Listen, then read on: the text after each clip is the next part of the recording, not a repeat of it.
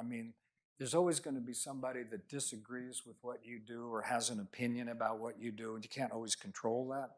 But thinking about the media is very important for a celebrity. So you had mentioned being a business advisor for clients too.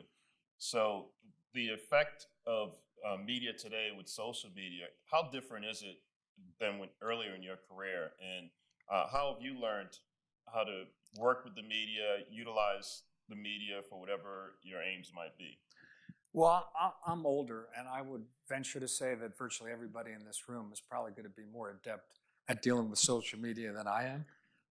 I'm smart enough to hire people who know what they're doing, and it's important. It's especially important, where the artist is not here to speak for themselves. So speaking about publicity, there's positive publicity and there's also negative publicity.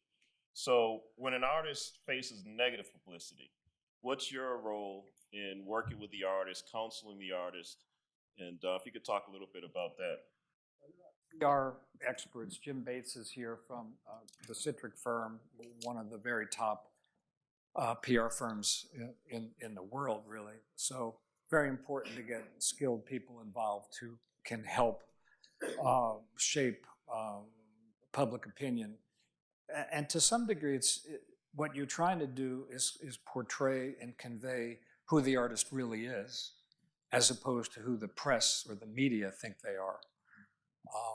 What makes it even more challenging is, my sense is it used to be First Amendment. The media was there to try to get the facts. You try to get both sides. You could read the New York Times or Wall Street, and you'd think you were getting some effort at the truth. It's kind of changed.